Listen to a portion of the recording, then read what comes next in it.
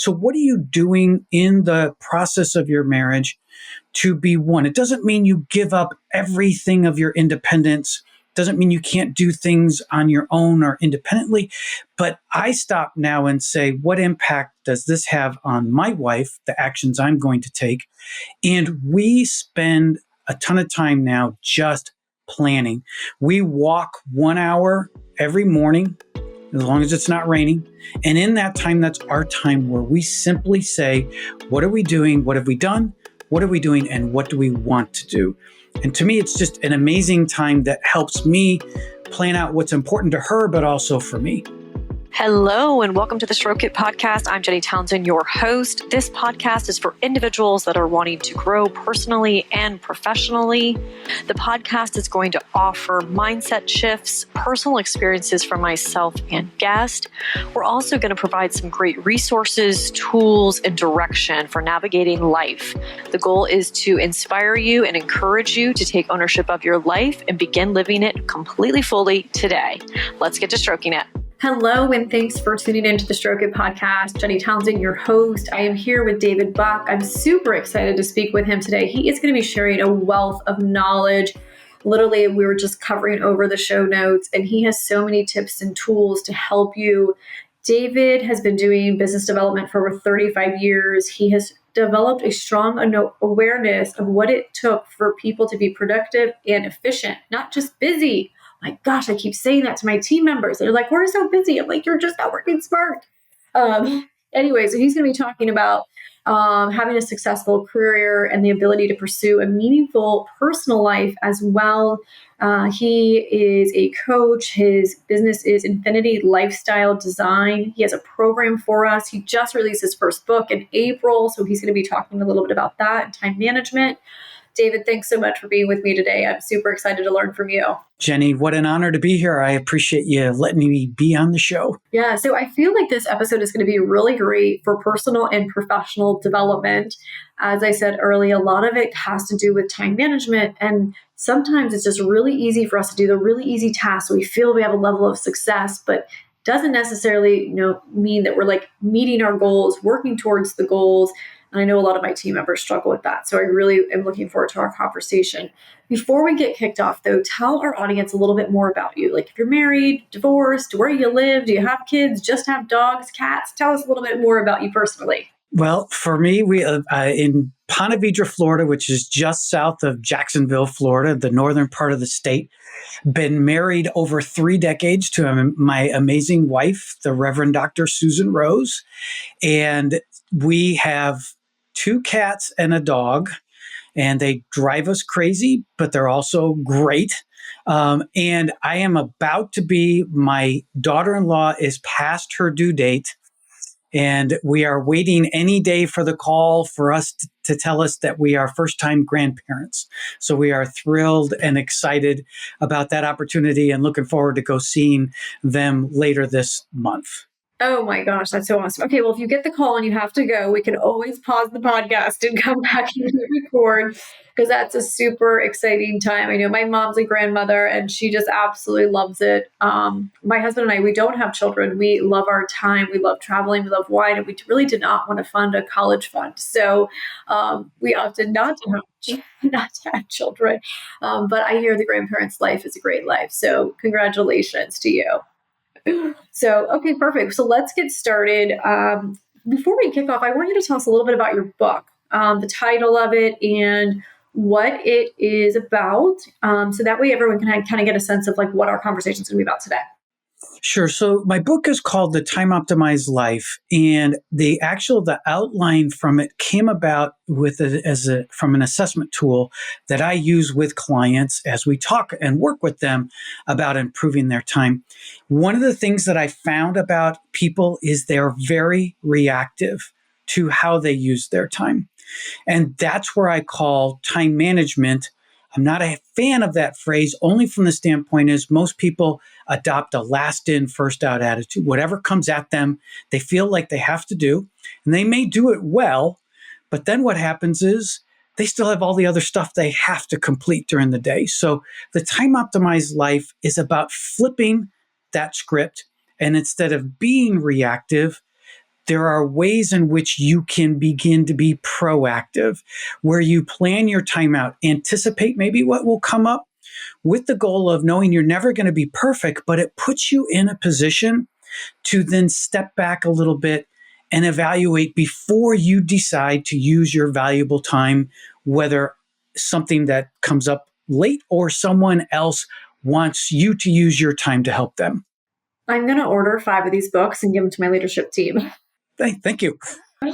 So is it better to get your books on your website or on Amazon? So go to Amazon or any other place. So they're for sale on Amazon and also Barnes and Noble, Target, Walmart, all of the places you can buy them online. So just whatever's your flavor of choice, pick it.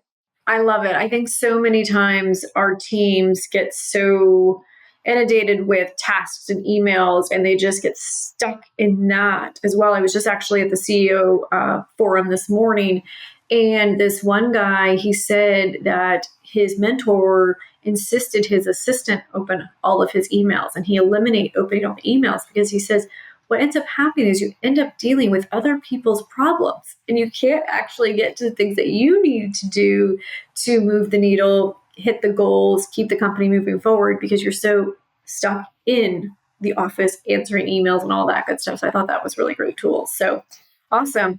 Okay, so let's jump right into it. I love talking about the love languages. Love language has been super impactful through the workplace and my home life as well.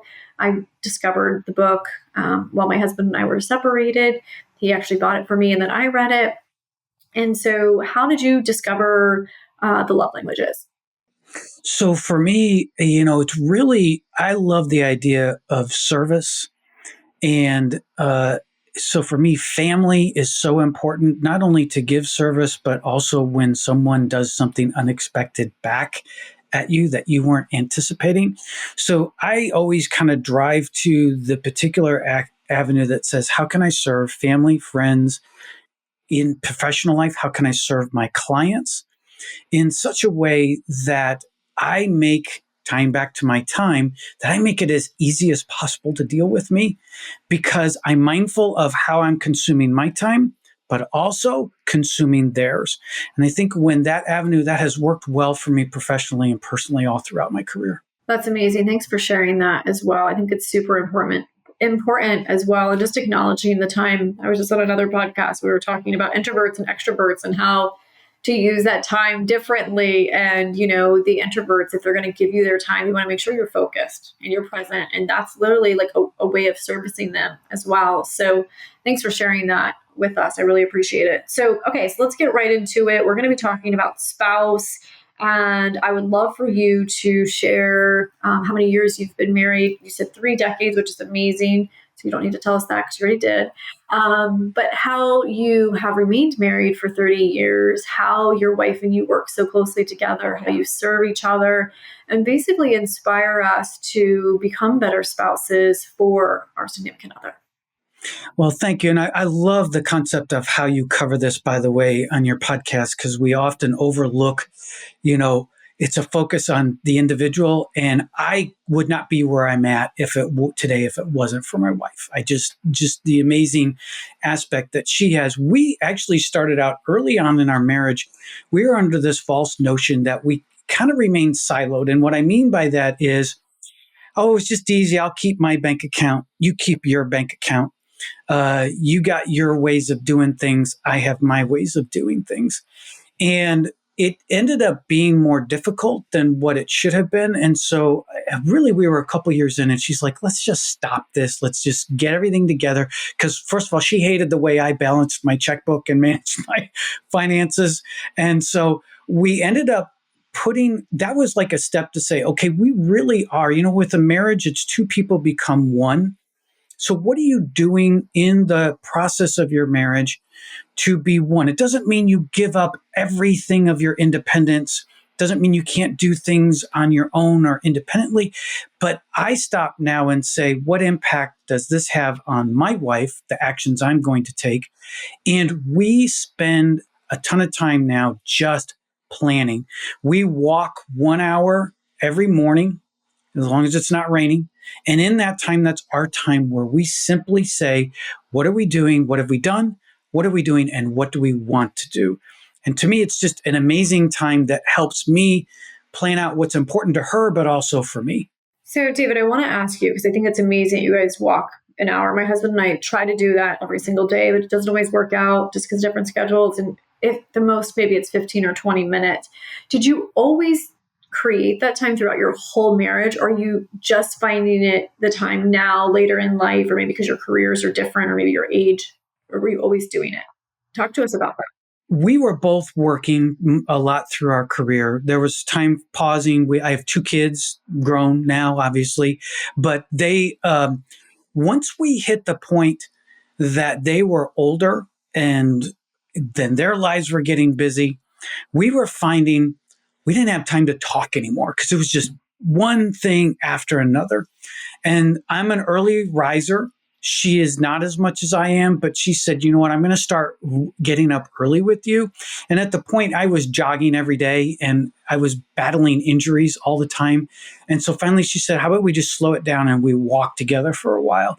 That became a habit. And now it's an integral part of what our lives are like. I absolutely love that. And I love the fact that you're having a lot of conversation, because I feel like when you're walking, you're not really distracted by your phones. You're outside.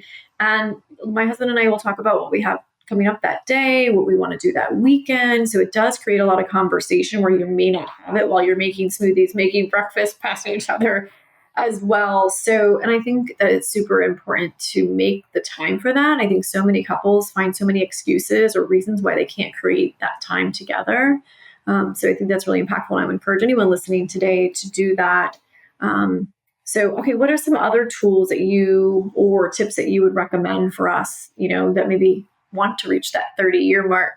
So I started something. It was actually kind of a joke, but it has now grafted into, we both do it, that particularly on birthdays, I started what I called birthday week, and I just got small gifts. So 7 days before her birthday, one was a spatula. That was the gift. We needed a spatula. So just so you know, it's nothing, it's not a diamond 1 week, one day and a necklace, but it was 7 little gifts.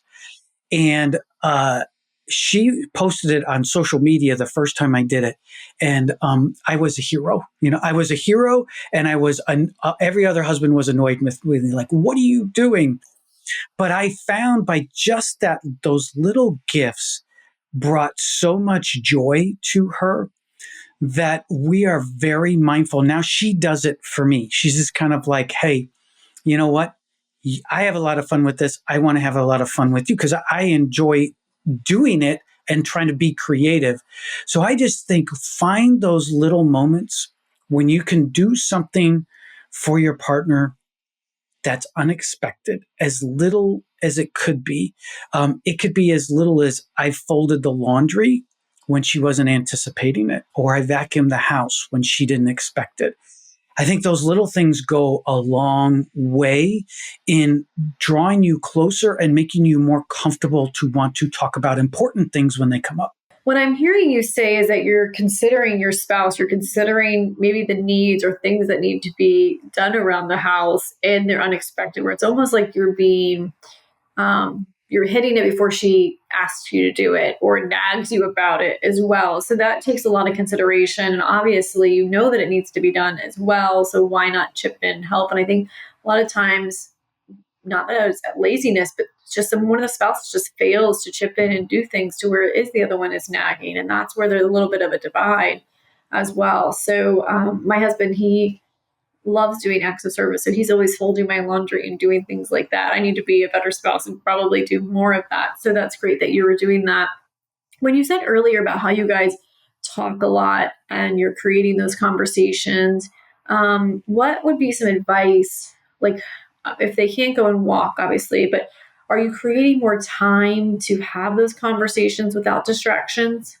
Yeah. And so particularly we both work out of our homes.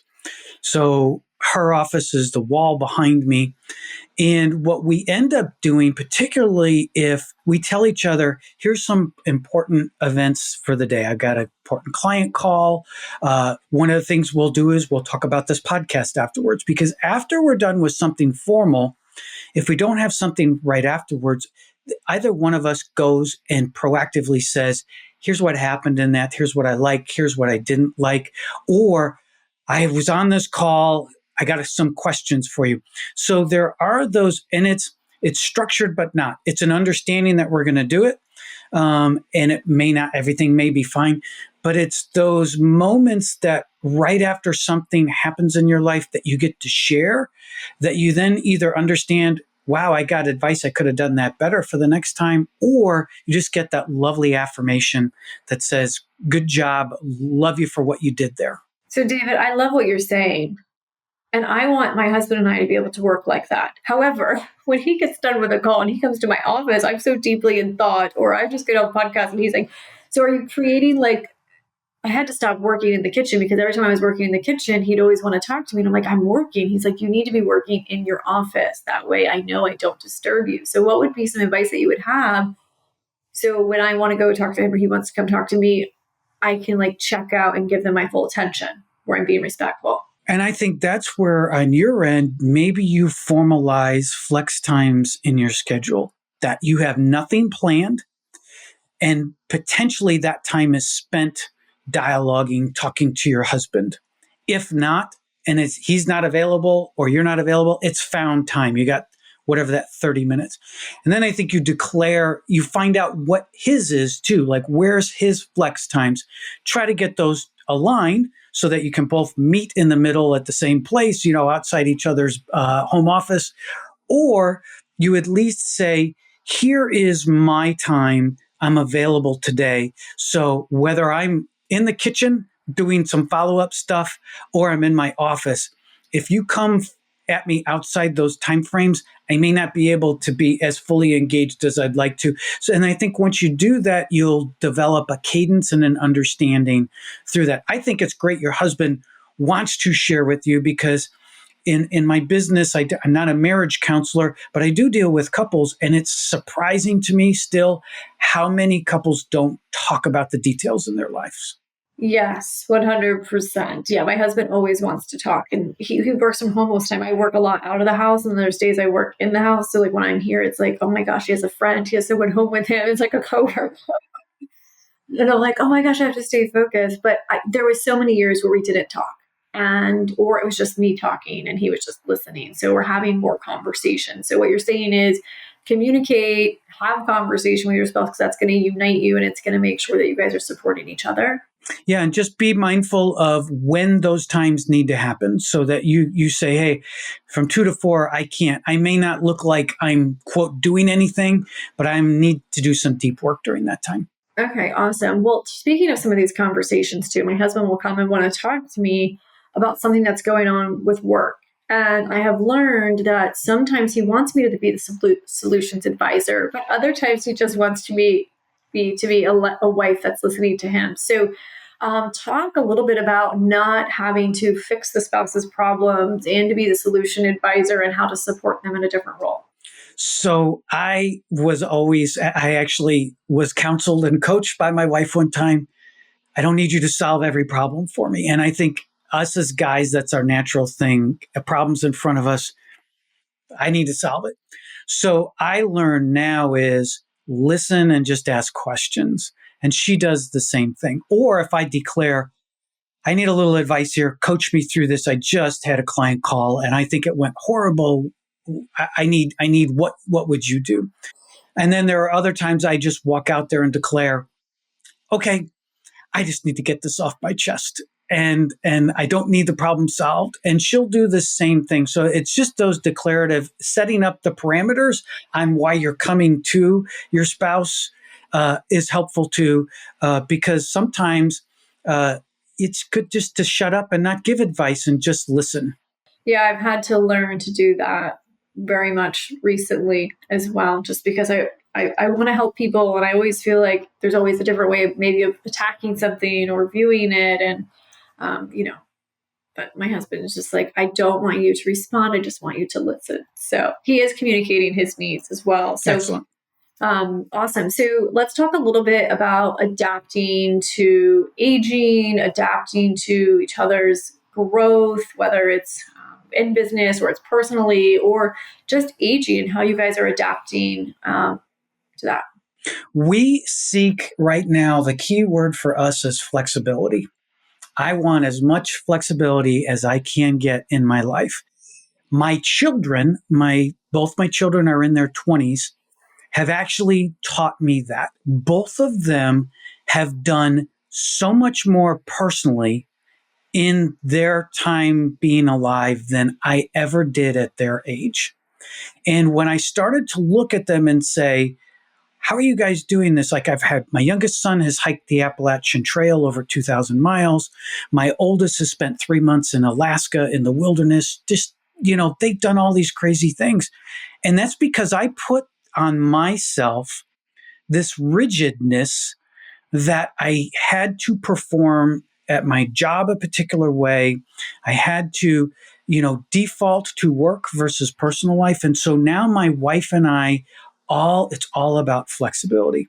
Sure, I've got the structure of a career and I love it, but I'm now paying more attention as I get older to weave in these personal things I've always wanted to do.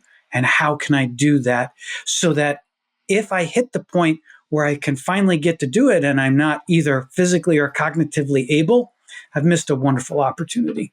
Yeah, I'm going to send this to a couple of people that I know that could listen to what you just said. I think a lot of times we're all stuck in like corporate America, or we're like, I was just having this conversation with someone else where it's like there's so much PTO, but they're so focused on having to be at their career, having to be, or they don't take that time for themselves to go and travel.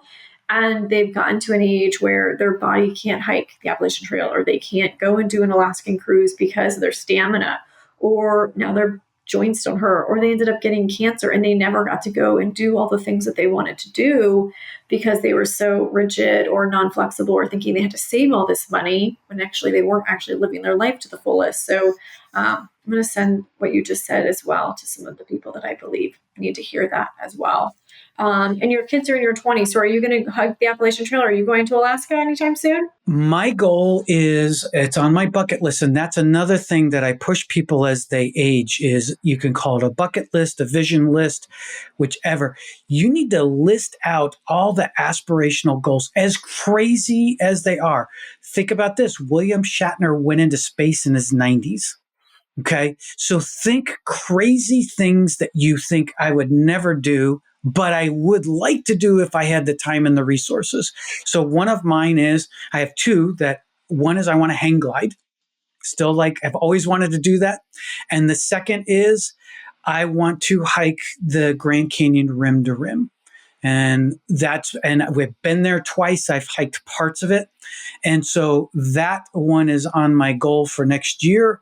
My wife keeps saying, you need to do the hang gliding sooner rather than later. They're a big guy, but they're crazy aspirational goals. And when you put those on there, that gets your creative juices flowing to think about all kinds of other neat things that you can do in your life. And I think it provides light at the end of the tunnel as well, where it's like, okay, I'm going to struggle the next 3 or 4 weeks or months, and I'm going to probably want to quit my job or things like that. But at the same time, then you're going to be able to take a month off, or you're going to be able to go and do this amazing thing as well. Like, my why is to travel. And it's why I work, and it's why I do all the things I do, because I want the flexibility and I want to be able to travel and enjoy this beautiful earth that we are on as well. And I want to go and explore it. And similar to your kids, my husband and I are doing way more in our early 40s than our parents ever did in their lifetime as well, because, we were brought up a little bit differently. And once again, we've seen our parents age where they're not able to do things at the age, and now they're having a lot of regrets. So we're starting to do those things as well. I was just going to make a recommendation about the Appalachian Trail since you live in Jacksonville. My mom lives in Dahlonega, and that is the Amicola Falls is the start of the AT. And last October, I decided to go hiking with her, which my mom is a hiker. She has the backpack. She has every little gadget you need to go hiking. And I didn't have anything. But what we did is we started at the top of the falls, and we hiked for several hours, and we went to this place called Lenfoot Inn, and you actually stay overnight. There's actually bunk beds, family style meals. You wake up the next morning, you have breakfast, and then you hike up to, I think it's called Springer Mountain. And then you come back as well, and you spend the night again, and then you come back. So it's a nice little like 2-day hike, maybe 3 days. And I will highly recommend it. So if you want to do something that's hiking related and with your son as well, he could join you. I would highly recommend that. So maybe add it to your list and look up Lenfoot Inn. You know, my mom kept saying, I got us a room. And here I'm thinking there's going to be wine and I'm going to have, you know, this wonderful experience. And literally it was like those wooden bunk beds. There's no wine, there's no alcohol whatsoever. But the food was really, really great. So anyways, I'm going to recommend that. So I think that's awesome that your mom does that too, because so many times with aging, personal care continues to be pushed off and pushed off. And just what she's doing there is going to pay so much dividends for her quality of life as she gets older. That's awesome. Oh, 100%. She's always been active. And I think that's the major difference between my parents and my husband's parents is they retired and they didn't have any hobbies. They didn't continue being active, and they're having a lot of health issues now. And we're going to Yellowstone in like a week or two. And I don't even know if they're going to be able to walk around. Now, if I went with my mother, she would be out hiking me, out doing everything as well. So I want to encourage people to have hobbies as well and have hobbies with your spouses. My husband and I just went golfing, and, you know, it's just really great quality time. We have a lot of fun too. And then it's kind of competitive, and you can make bets and things like that. So yeah, I play tennis, which is another really great sport for people that are aging as well for mobility purposes. So if you were to fall, you wouldn't necessarily break a hip or things like that. You're able to get back up. But anyways, you know, senior knowledge and care could be a whole nother episode. Exactly. Yes. So anyways, awesome. Well, thanks for sharing so much about your spouse. We really appreciate the knowledge, and that's amazing. Congratulations on 30 years and to many, many more. So let's talk about friends and family and how you have such great relationships, why you have such great relationships, and what you continue to do on a daily, weekly, or monthly basis to let your friends know that you value them, you care for them, they're important, and you want them to be part of your life. Well, thank you. I've got 4 high school friends who we text every day. And they have been, they're brothers. They're not friends. They're brothers. They're kids. My kids, I'll call them uncles. And to me, that started because all the 5 of us together are really look at each other as, I don't expect anything from them, but I know they're going to be there for me if I need it.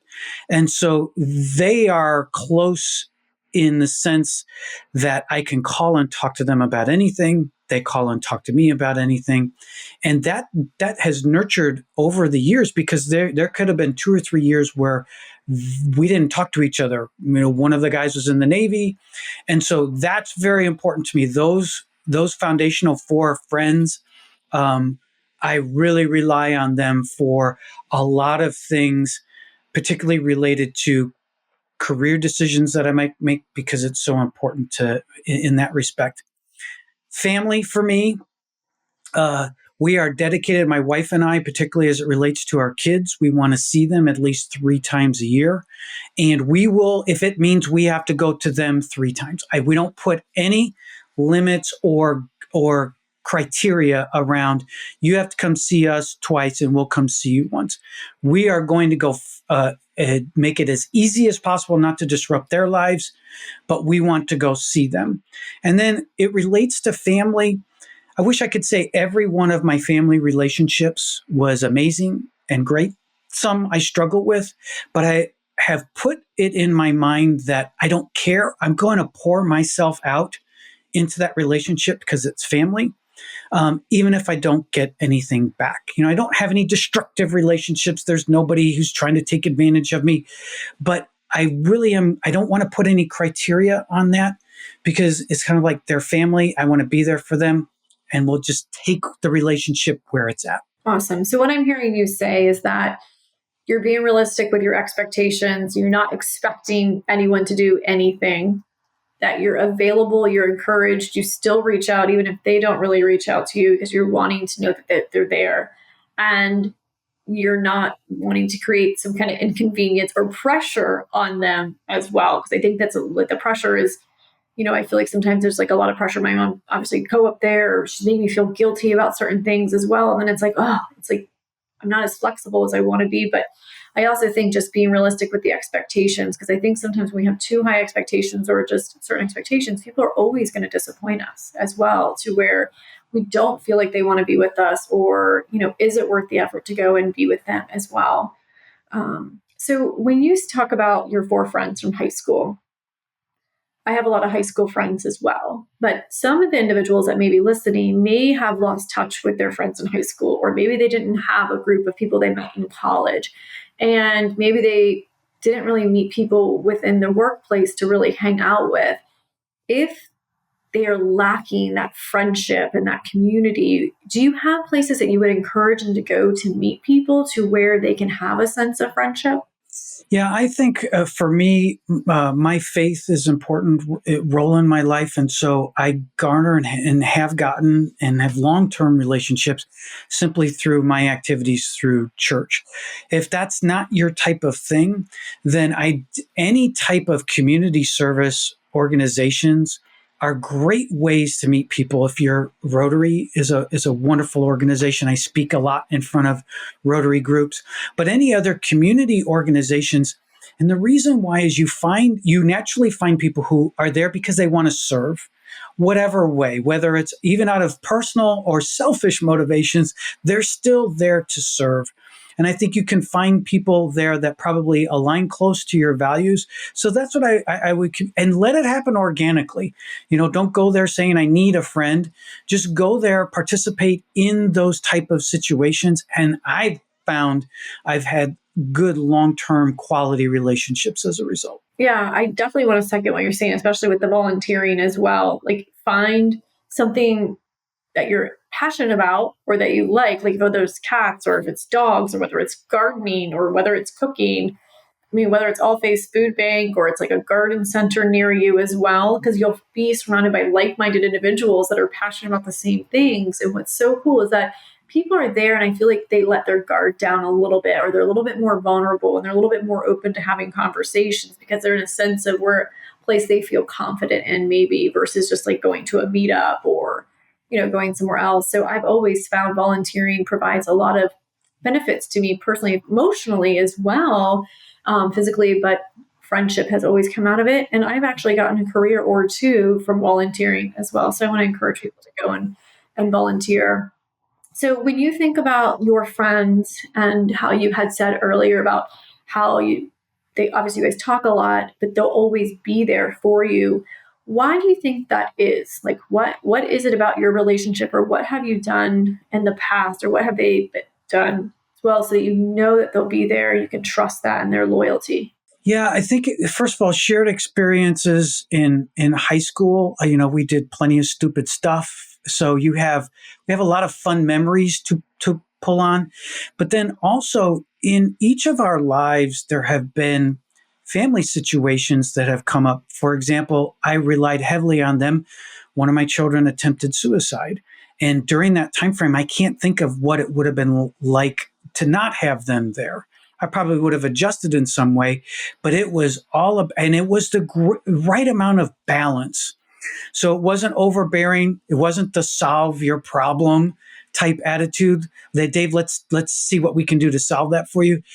What I have found over the years is we all have become really good listeners.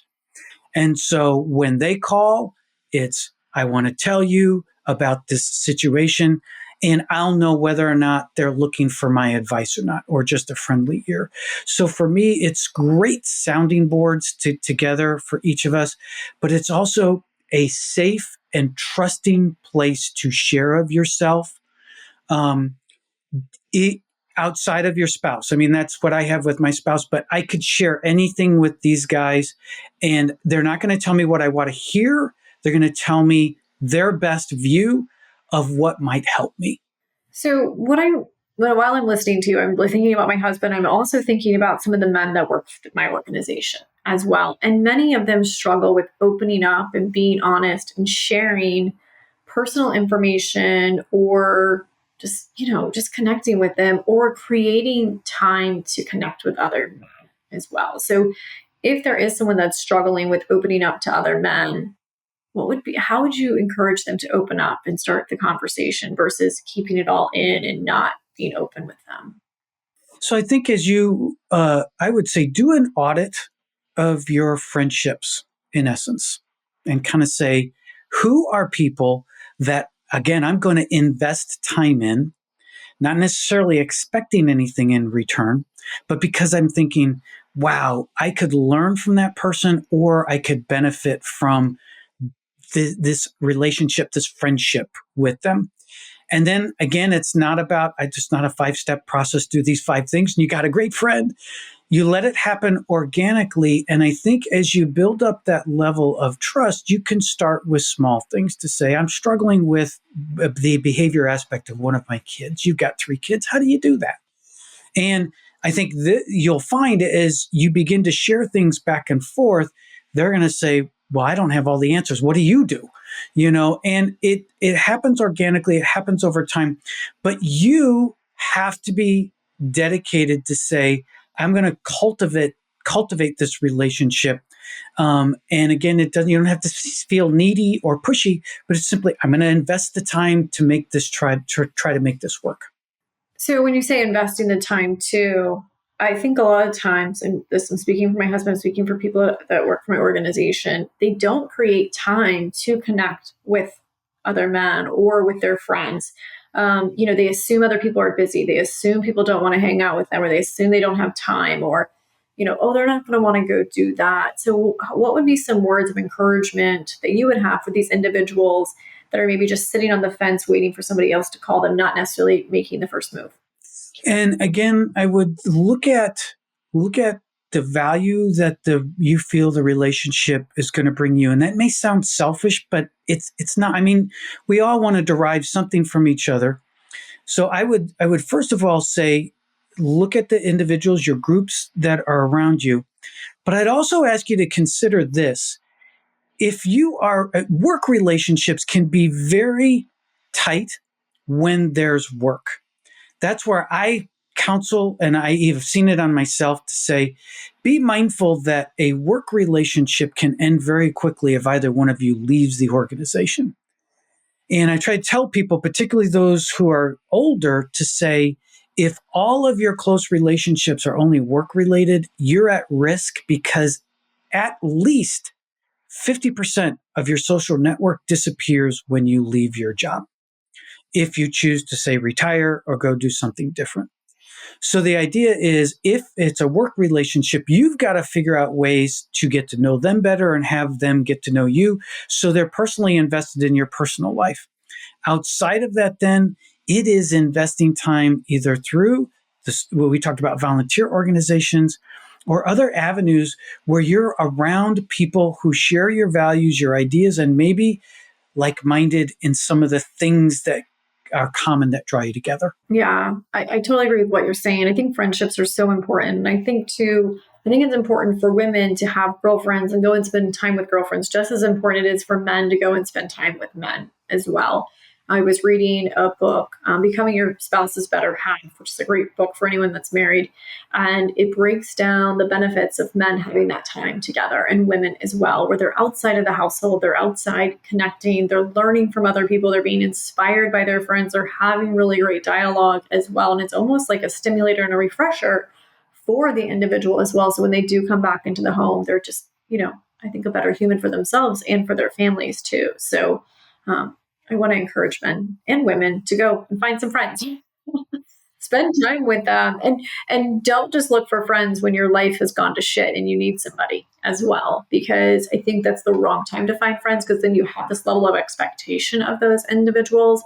And I know when I was going through a lot with my husband, I had a close knit of girlfriends that I knew I could count on, I could reach out to, where I knew they wouldn't judge me, judge him. They wouldn't hold anything against him long term. If I did decide to stay, they would be supportive. And I think it's really, really important to have those people in your corner before something tragic or bad happens in your life as well. Yeah, I think you need to be mindful of, are you going to put undue pressure? So if you're going to say, I have something to unburden to somebody else, you have to think before you unburden yourself of that is that going to put too much pressure on them? Is that going to strain the relationship? Or is it going to be one that says they're ready for it because you've got enough closeness there that they're like, I want to be there to help? 100%. Awesome. Well, I want to dive right into yourself, and I really want you to share with our listeners how you stroke yourself, how you empower yourself, how you make yourself feel incredible every single day so that you can go out and do all the things that you want to do. You can go and coach clients, you can be a great husband, you can be a great father.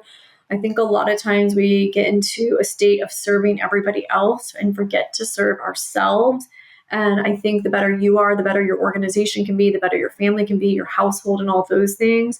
And I know that you spend a lot of time in self-care, which makes you a better person for yourself as well. So definitely inspire us to take ownership of our health and our life so that we can be the best version of ourselves. Well, thank you. And I, first and foremost, and I'm going to go back to time, you have to put some structure in your life.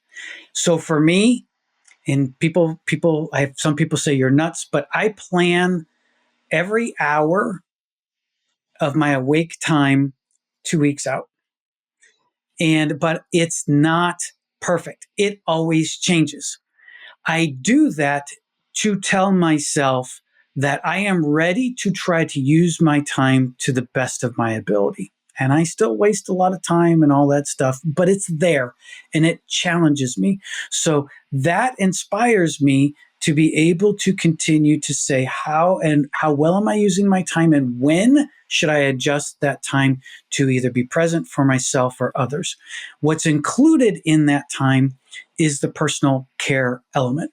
That is where I walk. I try to do, right now I'm averaging 11,000 steps a day. And so I really try to push the morning walk, but then I'm also dedicated to take my dog out for a walk a couple times a day. For additionally that, I also take breaks during the day to just start in the morning and to go until the end of your workday without stopping and stepping away from all screens and doing something different. Whether it's talking to your spouse, going outside for just a little while, re-energizes the brain, re-energizes the body to get me back to being more focused in what I'm doing. So in all those elements, and I weave that time, it's also then reflecting on how well did I do on my planning and challenging myself, where can I get better? So it's a continuous cycle of self-improvement, trying to reach perfection, knowing I never will, but knowing the journey is worth the time. I love everything that you're saying. And I want to basically second the planning and putting your schedule there as well. When I was going through a hard time, I needed to take ownership of my time and start caring for myself, because I basically gave my entire life to my company and I was drowning in it and it was about to fail. And it seemed like the more I gave the company, the more it failed. And I literally had to take a step back. And a mentor told me, they said, you have to take care of yourself first. And he says, for the first 3 hours of you being awake, I want you to only do things that serve you. And that can be personal care and things like that. So, and because I was dealing with everything with the marriage, I had to create that time to have connection with my husband. So same thing, my schedule was 6 to 6:30 snuggle time. That way I gave my husband a little bit of attention, the personal touch. And then I would do yoga or stretch. And then it was working on, and then going and playing tennis. And then I would work on priority items for my company before actually going into the office, to where I was serving my agenda and what I needed to do. And I did that for the first 3.5 hours of every single day. It was life-changing, because what was happening prior is I would just get up, roll over, get dressed, see you later, grab the coffee, go to work. And I would do what you're talking about all day. And it was really, really impactful. And then scheduling those breaks too. And I insist my team members take a 30-minute, if not a 60-minute break every single day. I remember being in corporate, and if you went out to lunch, it was frowned on. And you're like, I'm getting paid for lunch, but I'm staying for lunch. So, I think it's super important. And I love that you make a plan. And I know that having a plan is one thing, but for me, putting it on my calendar in my phone, it also reminded me to go and do those things. So I was a very important appointment on my calendar where I could see it. Or if I was doing something else, I would get the calendar reminder like in 15 minutes, you need to go work out, or in 15 minutes, you need to go do that. It created really great habits and habits that I still utilize today, several years later. So I love all of that. When you're saying you're getting 11,000 steps in, I think that's amazing. I want to know how you're doing that so that I can get up to that, because I want to walk 11,000 steps per day. So the first part is we walk about 4 miles in the morning. So that's part of our routine. That gives us about an hour and 10, 15 minutes of what we call our quality time. And then twice during the day, I take the dog back out. We've got a hyper golden doodle. And so she gets walked, and I walk her about another mile to a mile and a half twice a day. And that will usually get me between 11 and 12,000 steps. But then on the weekends, particularly on Saturdays, I do 8 miles. So I do an 8-mile walk.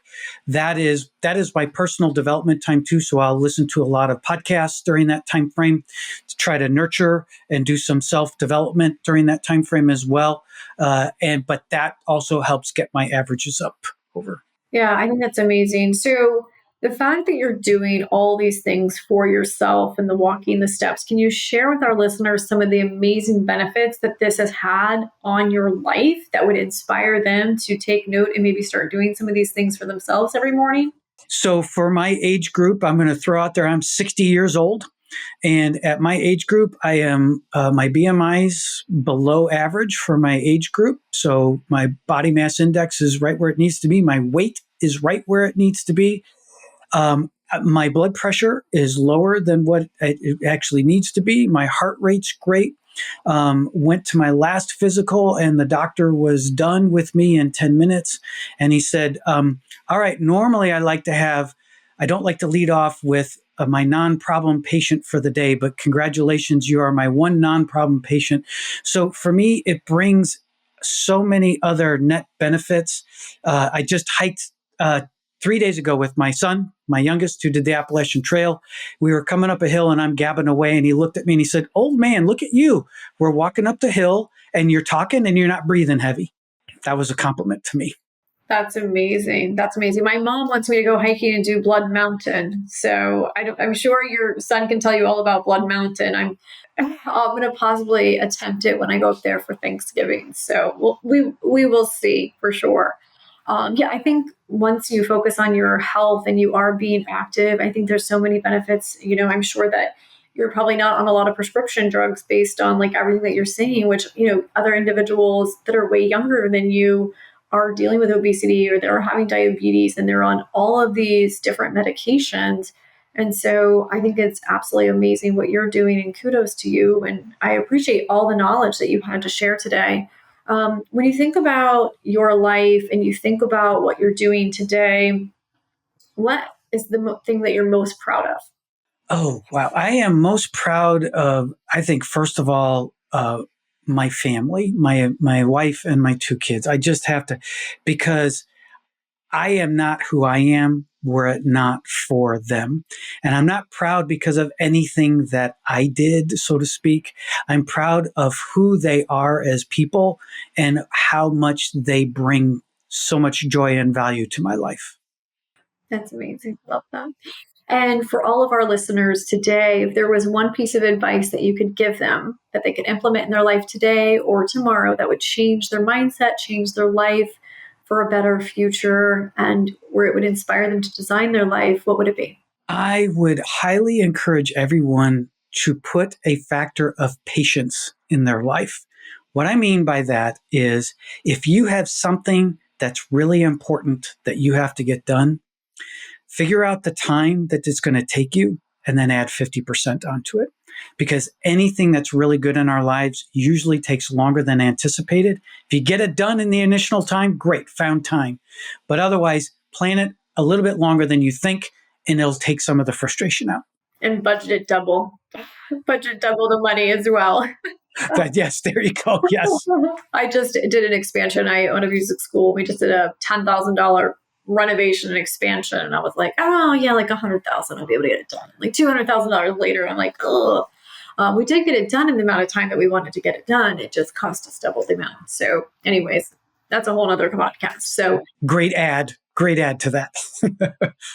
So anyways, with David, it's been absolutely amazing having this wonderful conversation with you. I really appreciate your approach to life and just your philosophy as well.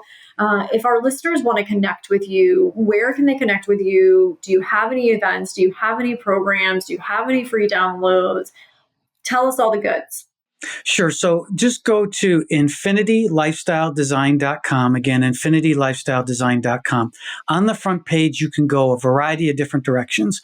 You can go download chapter 1 of my book, The Time Optimized Life, so you can get an idea of what does this proactive approach to time look like. Then a little further down on the front page, there's 2 assessments that you can take that are free. One is the time management analysis. Those are for people who are in career, want to try to figure out where are my opportunities to improve my time? And then if you're closer towards retirement, want to get an idea of what time might look like, what your life could see there, then you can take the retirement time analysis. Both of those links are on the front page, and just take those and you'll get your free assessment. I love it. I'm going to be sending a link to my team right after we get this. I'm going to drop it in Slack about the time management. Because like I said earlier, so many times we feel so busy and we feel so overwhelmed, and it's just because we're not utilizing our time wisely. And instead of delegating, we're trying to take on so many things. We want control. And then, like I said, a lot of people just want to handle a lot of the easy tasks and just get those check marks, but doesn't necessarily meet the goals or move the organization further. And yeah, it's all about working smart as well. So I really appreciate all of the knowledge that you shared today. So thank you again. For all of our listeners, thanks for tuning in. Once again, go follow David. He's got some great resources for you. If you can think of 5 friends that would benefit from hearing today's podcast, I want to encourage you to send this podcast to 5 people. Always think about giving us a review. We look forward to having you on the next podcast. Wishing you a great day. It's your life. Take ownership. Make the changes. You can do it. Thanks for listening to the Stroke It podcast today. If you want to stroke me, please consider giving me a 5-star review, sharing this podcast with 5 of your favorite friends or someone you may think could benefit from the podcast, and consider joining my collective. It's completely free for the first 30 days, and you can go to jennysfreegift.com.